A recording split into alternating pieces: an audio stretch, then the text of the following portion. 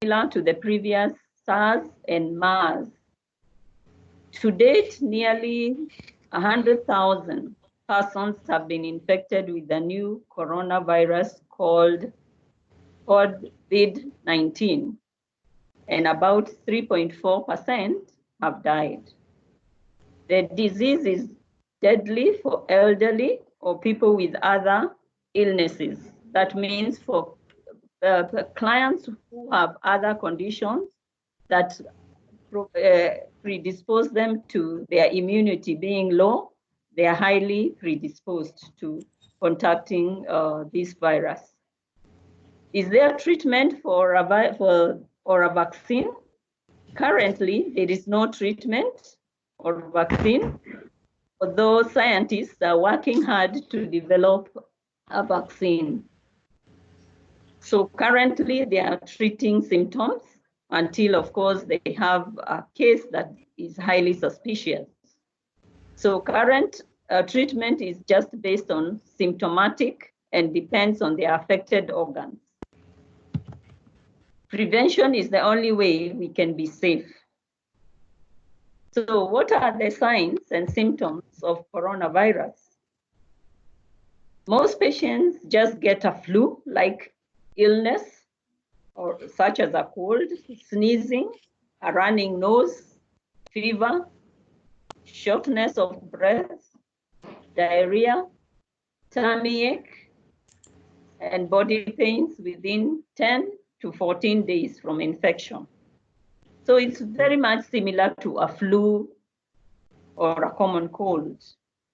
About 10% of patients progress to serious pneumonias like disease, while others go into kidney failure. And that's why it is very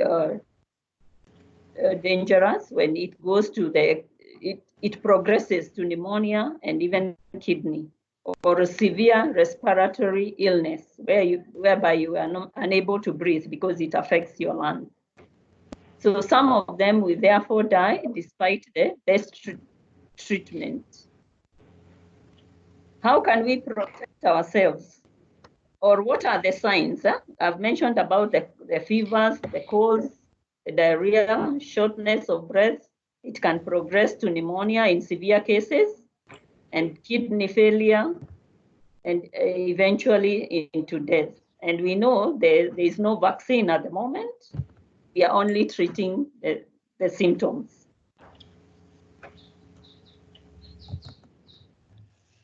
So I will just take you through maybe the difference between a common cold, a flu, and if you have a coronavirus. So one of the symptoms we mentioned is fever. In a cold, it's rare. Sometimes it's rare. In a flu, you could have a high fever. In coronavirus, the fevers will be normal. Sometimes, maybe once off, you could have a high spike in the temperature. Headaches, in a common cold, it's rare. In a flu, it is intense. You get a severe headache. But in coronavirus, it could be or it could not be there. You might not really experience the headache per se. General body aches, the other symptoms, they could, in fever or in cold, it's light. In flu, it's not very severe. And when you have a coronavirus, yes, it is present, the general aches and pain. The other symptoms is fatigue when weakness. In a cold, you'll have it mild. In a flu, it's more intense. And of course, in coronavirus, it is present. It's extreme. Then stuffy nose, it's common in a cold. In a flu, sometimes. And in corona infection, yes, it is present. Sneezing also is there in a common cold and in a flu sometimes. And when you have corona, yes, you'll be sneezing. Sore throat, it's common in a cold. Flu is also common. In coronavirus, it has been reported in some cases. Cold, cough, yes, it's there in, it's mild in a cold. In flu, it's common and could be severe. And of course, in coronavirus, it's common. When you have shortness of breath, if it's a cold, it's rare. If it's a flu, it's also rare. But in coronavirus, this is where now it's more serious and infectious. So those are some of the differentiating symptoms between common cold, flu, and coronavirus infection. How can we protect ourselves from this infection? Because we have seen prevention is one of the key areas that we need to focus on. And I'm sure you have all seen around, even in the media, whatever protective measures they are putting in place. One of them is personal protection. We need to prevent coronavirus by personal hygiene. That is clean hands you clean your hands with water and soap, or the alcohol-based gel that will help us keep away the virus, especially after greeting people or touching things in the environment, before, after food, when you're preparing to eat, after use of the toilet, after touching animals. If you're caring for a sick person, you must ensure the personal hygiene of cleaning, washing your hands, and it's proper wash of hands, not just rubbing. You must scrub your hands in between the fingers at the back of the hands to make sure that the hands are clean. Avoid touching your face and your eyes with your hands, because you can easily contaminate yourself. Because if there are any viruses in your hand, you scrub your eyes or your face, the likelihood of the virus getting into your body through the mucous membrane is high. So avoid that. Cough and sneeze hygiene. Cover your nose and mouth when coughing, and sneeze with tissue or flexed elbow. We were told not to use our hands, because once you sneeze into your hands or cough into your hands, already the virus will stay in your hand, and you contaminate yourself. So you avoid that, and when you're disposing the tissue, you should dispose it properly, just to avoid contaminating other people. So you should throw the tissues in a closed bin after use. Practice food safety, that is, cook your meat well. Avoid eating bats and snakes. We know that's where the virus originated from.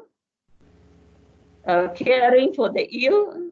Avoid unprotected contact with sick people, including touching one's eyes, nose, mouth.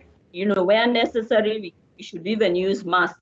If you're attending to, like in the hospitals, they're using masks, gloves, just to make sure they protect themselves and also to protect others, contaminating others. And then avoid touching your eyes. And the hand washing should be very regular. Anytime you touch anything, you should make sure you wash your hands properly, soap and water, and the gel, just to prevent the virus. Avoid sick animals that have died of diseases. They should not be eaten, be it chicken, be it goats, or all types of animals. It's a high likelihood. Workplace, low-cost measures. We must develop a prevention and preparedness plan for the staff. Staff should start practicing these measures before it gets worse. Already, in most companies, they are doing that. Have a communication plan. You sensitize the staff. Teach on personal hygiene, prevention, and the spread of the disease. Also, keeping the social distance. We are told to ensure the social distance, that is about 2 meters away. And then you should have posters just to enable people know what is happening, what they can do, electronic materials, circulate to staff about the coronavirus, the dangers, the prevention measures that they can take, and the materials that they can read. So personal hygiene is very critical. Sensitizing your hands, and you sensitize all the staff and ensure that they are aware of the dangers. And also even the movement, they should minimize on movements, because the more you travel, the likelihood of meeting other people who could have been exposed to the virus. Promote good respiratory hygiene. That means the closed bins, the tissues well disposed, face masks for the sick, and also develop flu, cough, and also face masks for those who have maybe colds and they cannot stay away from the office. If they can stay away, for those who are slightly compromised in terms of their immunity is low, they should stay away and self-isolate themselves. Ensure the workplace is clean, that is, the surfaces are cleaned with a disinfectant regularly, not just once. Telephones, computers, and all services must remain clean at all times. Weigh the risk and benefit of travel, that is very important. The human resource with the health advisor should avail regular updates on the countries that are hard hit. That is data that we are getting on a daily basis to know how many cases have been reported. Staff from affected countries should self-isolate themselves for at least 14 days. So determine who should be called in case of illness, and who is the official communication focus point on COVID-19. Of course, the government has put in place some toll lines, which we can share with you, because they said you should report immediately, and then they can be able to organize how you can be picked from where you are, and they can take you to the hospitals that they have put aside for quarantine these members. And then instead of you traveling, they will make sure they facilitate the travel. And maybe I can share with you the toll numbers that we have. There's one that is 719. If you dial just 719, I remember they say that they will be able to respond and come and pick you at where you are to take you to the nearest facilities that they have put aside for isolation. There are other numbers, that is 0729 491414.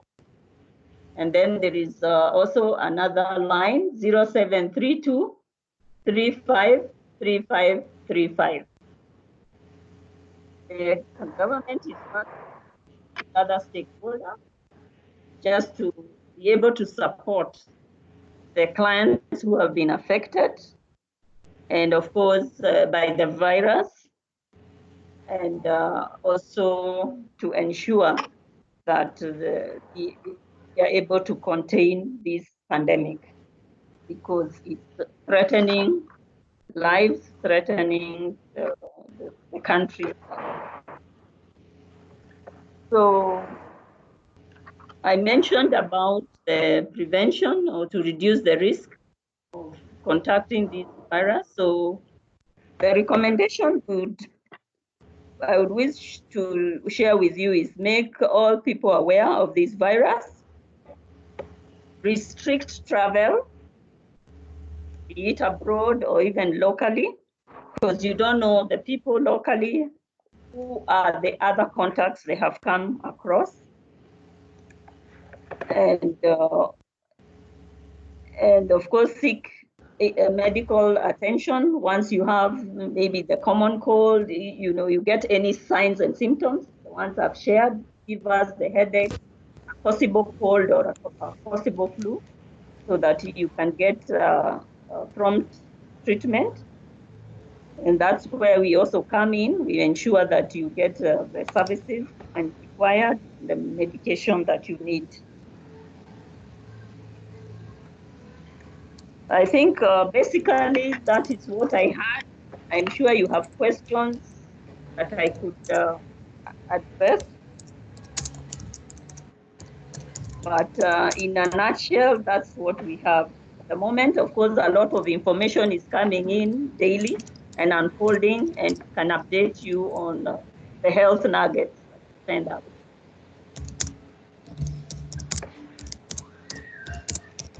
Hello? Yes. Yes. I will unmute everyone now, yes. so that if they have questions, they can ask questions. Yes.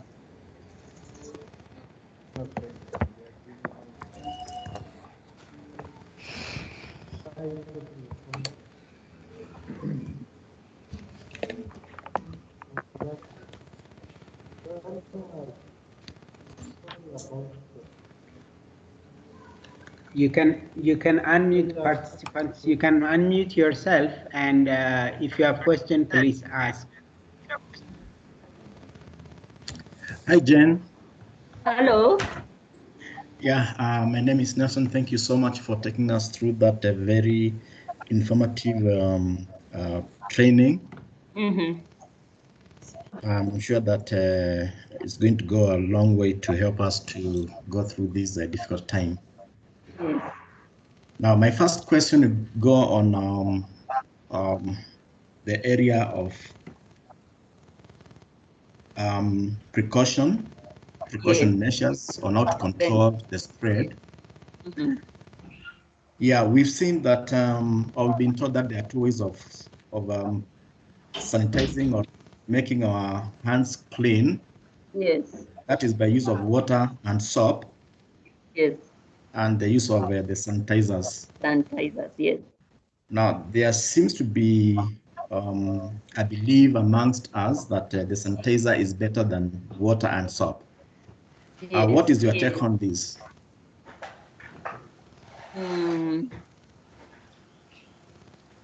It is true that sanitizer could be, because it has an alcohol base which prevents the virus from surviving. But even water and soap is like an antiseptic. It might be a mild antiseptic, but it's an antiseptic at the end of the day. It also helps to reduce the potency of the virus, or to clear the virus. Yes. Okay. So if you can have both, the better. We are trying to prevent as much, but at least you should have one. Right. Yes. Thank you. Thank you. Yeah.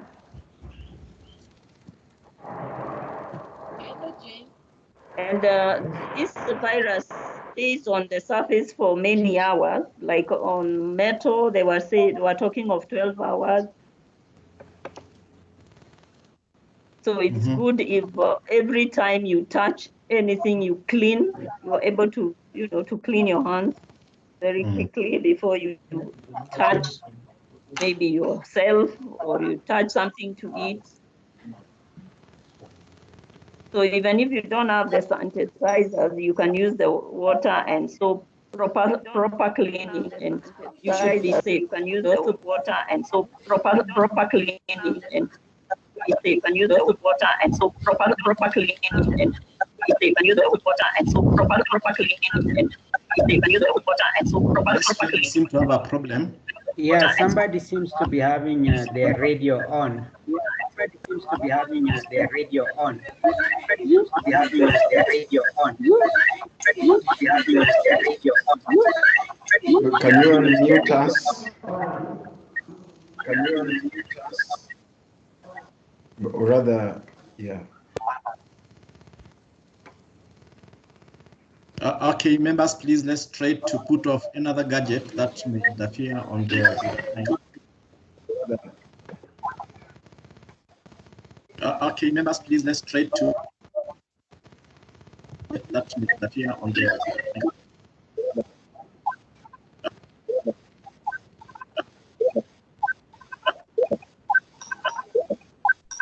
Mesfin, you may have to mute. Mesfin, you may ask again.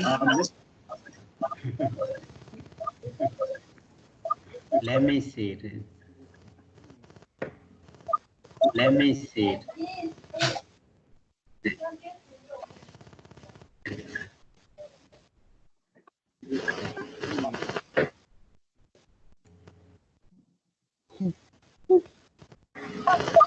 Let me.